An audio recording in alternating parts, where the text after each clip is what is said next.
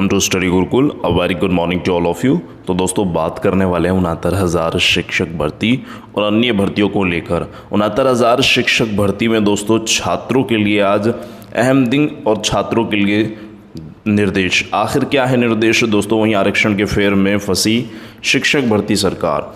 वहीं 69,000 शिक्षक भर्ती में एनसीबीसी आयोग तलब, तभी 69 पीएनपी सचिव जी अनिवार्य है, तभी दोस्तों भर्ती का निस्तारण संभव। यूपी पीसीएस भर्ती सीबीआई जांच आयोग पर दोस्तों शिकंजा कसना शुरू।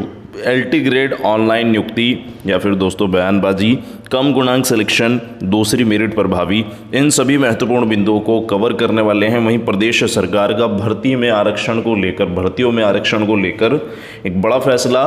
तो वीडियो को लाइक शेयर करना मत भूलिएगा, चैनल को सब्सक्राइब कर लीजिए, बेल आइकन को प्रेस कर दीजिए ताकि आने वाली लेटेस्ट वीडियो की नोटिफिकेशन आप सभी को सबसे पहले देखने को मिल सके। तो सबसे पहले बात करते हैं 69,000 शिक्षक भर्ती की। 69,000 शिक्षक भर्ती में आप जानते हैं कि सिंगल जो डबल बेंच का ऑर्डर था वो 22 फ़रवरी को दोस्तों जो रिज़र्व किया गया था, लेकिन 29 मार्च को इसको पब्लिश कर दिया गया था। तो ऐसे में ज़्यादा समय नहीं लगा था, लेकिन यहाँ 69,000 शिक्षक भर्ती जो सुप्रीम कोर्ट का ऑर्डर है, अभी लगभग 1.5 माह बीत चुका है और आज केवल अभी 11 तारीख की बची हुई है, जिसमें तीनों जजेस जो हैं बैठ रहे हैं। शांतनु गुणा सर क्यों नहीं अवेलेबल हो पा रहे हैं, इसको लेकर ऑफिशियली ना तो कोई नोटिस ना किसी भी तरह का दोस्तों कोई अभी बात सामने निकल कर आई है। लेकिन कब ये कोर्ट ऑर्डर आएगा, क्योंकि 1.5 माह से ज़्यादा का समय दोस्तों बीत चुका है। ऐसे में सभी छात्र चिंतित और परेशान है कि आखिर कब ये ऑर्डर आने वाला है। लेकिन दोस्तों इतने ऑर्डर आए, इतने अन्य जगहों से दोस्तों भर्ती निस्तारण जो है वो हो जाना चाहिए, जैसे एनसीबीसी से एमआरसी वाला मुद्दा। तो उसी परिप्रेक्ष्य में दोस्तों छात्रों के माध्यम से आज फिर से जो छात्रों के लिए निर्देश है वो 9:09 पर, और ध्यान रखिएगा लाइट बंद करके, घर की लाइट्स बंद करके एक विशेष कार्यक्रम चलाया जा रहा है, जिसमें मोमबत्ती, दिए और दोस्तों टॉर्च लाइट, ये सब इन सब चीज़ों का यूज़ करके प्रदेश के अंतर्गत कहीं ना कहीं दोस्तों जो कह सकते हैं कि आप अभी अभियान चलाया हुआ है छात्रों के माध्यम से, नौकरियों को लेकर, बेरोजगार युवाओं के माध्यम से।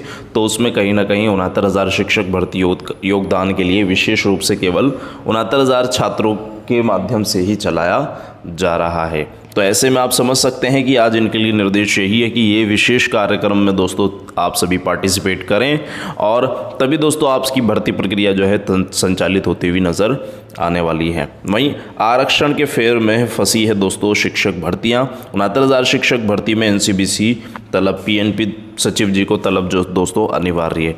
जब एनसीबीसी आयोग तलब नहीं करेंगे तो दोस्तों पीएनपी सचिव जी कैसे वर्गवार सूची अवेलेबल कराएंगे? तो तलब करना भी ज़रूरी है ऑफिशियली नोटिस के माध्यम से, ताकि 69,000 में जो एनसीबीसी और एमआरसी वाला प्रकरण है, जिसमें 15,000 अभ्यर्थियों ने अपने हितों का दावा किया है, वो जल्दी से जल्दी दोस्तों निस्तारित हो सके। तो ऐसे में देखना होगा कि आखिर कब एनसीबीसी आयोग के माध्यम से तलब किया जाता है, और तब दोस्तों भर्ती से जो स्टे है पूरी तरह से हटता है, फिर दोस्तों चयनित सूची पर प्रभाव दिख सकता है। तो ये सारी बातें दोस्तों देखनी होगी। लेकिन क्षैतिज आरक्षण के फेर में फंसी है 3900 शिक्षक भर्ती। असिस्टेंट प्रोफेसर के अभ्यर्थी ने उच्च शिक्षा निदेशालय में किया प्रदर्शन। निदेशकों ने दिया दोस्तों निदेशक ने दिया आश्वासन, प्रदेश के शासकीय महाविद्यालयों में असिस्टेंट प्रोफेसर भर्ती के लिए नया विज्ञापन जारी करने होने से पहले ही क्षैतिज आरक्षण के फेर में भर्ती फंस गई है। मंगलवार को उच्च शिक्षा संघर्ष मोर्चा के छात्रों ने उच्च शिक्षा निदेशालय के सामने प्रदर्शन किया। उच्च शिक्षा निदेशक डॉक्टर वंदना शर्मा ने छात्रों को आश्वासन दिया कि उन्होंने क्षैतिज आरक्षण के संबंध में शासन को पत्र भेजकर दिशा निर्देश मांगे हैं।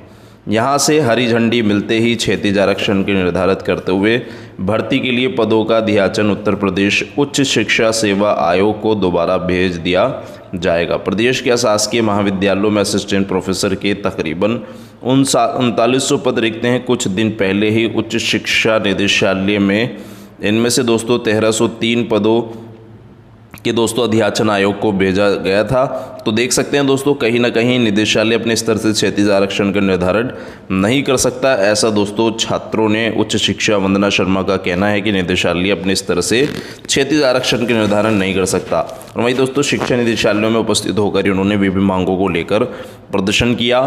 तो कहने का मतलब यही है, देख सकते हैं कि विरोध जारी है, हर जगह विरोध जारी है पूरे भारत के अंतर्गत। अभी आपने देखा कि ग्रुप डी और एसएससी को लेकर कितना ज़्यादा विरोध प्रदर्शन हुआ। सोशल मीडिया जो रेवोल्यूशन था आपने देखा, तो उसी परिप्रेक्ष्य में दोस्तों क्या होना चाहिए कि नियमित रूप से नियम होने चाहिए और पूरी क्रमबद्ध तरीके से दोस्तों भर्तियों का निस्तारण होना चाहिए, हर एक रूल लिखा हुआ होना चाहिए, ताकि आने वाले समय में इस तरह की कोई भी प्रॉब्लम ना हो। इसके लिए दोस्तों एक संपूर्ण रणनीति का होना अनिवार्य है। लेकिन दोस्तों हमेशा ही ऐसी बातें सामने देखने को मिलती हैं जिसमें आरक्षण को लेकर मुद्दा बनाया जाता है। तो कहीं ना कहीं आप समझ सकते हैं कि आरक्षण के लिए भी जो नियम कानून है उनका पूरी तरह से पालन किया जाना चाहिए निदेशालय के माध्यम से, और जो भी अन्य भर्ती एजेंसियां हैं। तो दोस्तों ये फंसी है भर्ती, देखना होगा कब तक इसका निस्तारण हो पाता है। वहीं यूपी पीसीएस भर्ती सीबीआई जांच आयोग पर दोस्तों शिकंजा।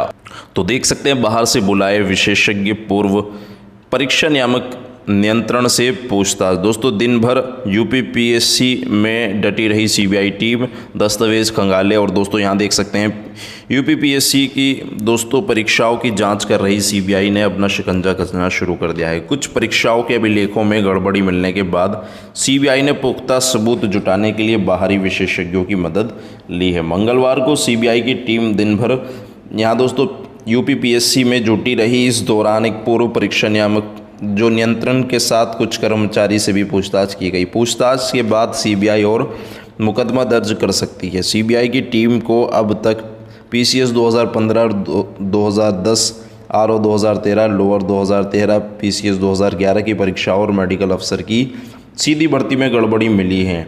तो आप समझ सकते हैं 2015 वाले मामले में मुकदमा दर्ज कर चुकी है। अभ्यर्थियों की शिकायत पर इन परीक्षाओं की जांच के दौरान गड़बड़ी के सुराग मिलने पर सबूतों और पुख्ता करने के लिए सीबीआई ने बाहर के एक्सपर्ट बुला लिए हैं। तो आप समझ सकते हैं कैंप कार्यालय में अभ्यर्थी ने दर्ज कराई है शिकायत।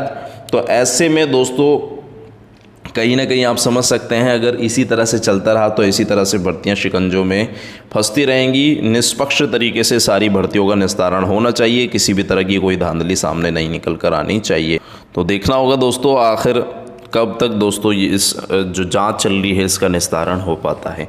वहीं एलटी ग्रेड शिक्षक भर्ती की बात करें भी, दिनेश शर्मा जी ने कहा था कि जो सारे के सारे एलटी ग्रेड शिक्षक भर्ती छात्र हैं उन सभी को नियुक्तियां मिलेंगी, ऑनलाइन नियुक्ति पत्र बांटे जाएंगे इसी माह के अंतर्गत। लेकिन अभी दोस्तों इस माह का 1 सप्ताह से ज़्यादा बीत चुका है, लेकिन फ़िलहाल किसी भी तरह की कोई प्रक्रिया सामने नहीं निकल कर आई है। ना तो एलटी ग्रेड में दोस्तों जो बचे हुए रिजल्ट्स हैं वो जारी हुए हैं, ना ही दोस्तों अभी चार्जशीट भी दाखिल कर दी गई है।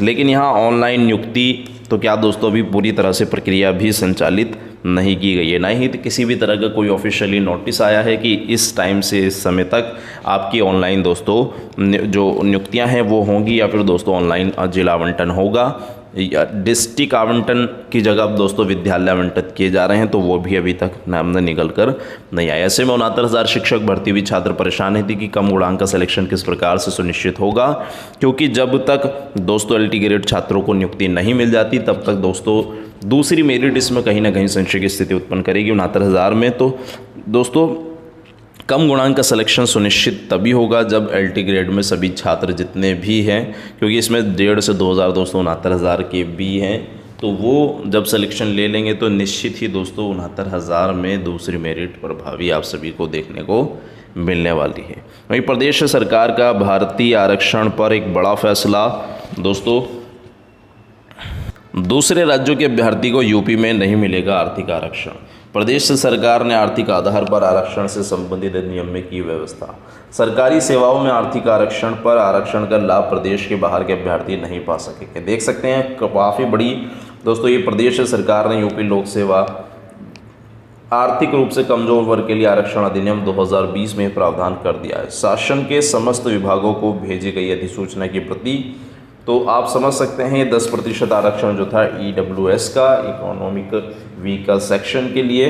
तो अधिनियम में प्रावधान किया गया है कि यूपी के बाहर के अभ्यर्थी आरक्षण की सुविधा के पात्र नहीं होंगे। इसी तरह अधिनियम में व्यवस्था की गई है कि आर्थिक रूप से कमज़ोर वर्ग के कोई भी दोस्तों यहाँ व्यक्ति योग्यता के आधार पर किसी खुली प्रतियोगिता में अनारक्षित अभ्यर्थी के साथ चयनित किया जाता है तो आर्थिक आधार पर तय आरक्षण के सापेक्ष समायोजित नहीं किया जाएगा। तो काफ़ी बड़ा फैसला लिया गया है दोस्तों प्रदेश सरकार की तरफ से। लेकिन 69,000 शिक्षक भर्ती को लेकर दोस्तों विवाद अभी बना हुआ है आरक्षण को लेकर कि आखिर जो NCBC आयोग को जो रिपोर्ट देनी थी, वर्गवार सूची अवेलेबल करानी थी, उसको लेकर संशय की स्थिति अभी बनी हुई है। इसी परिप्रेक्ष्य में दोस्तों छात्रों ने 9:09 पर आज विशेष कार्यक्रम रखा है।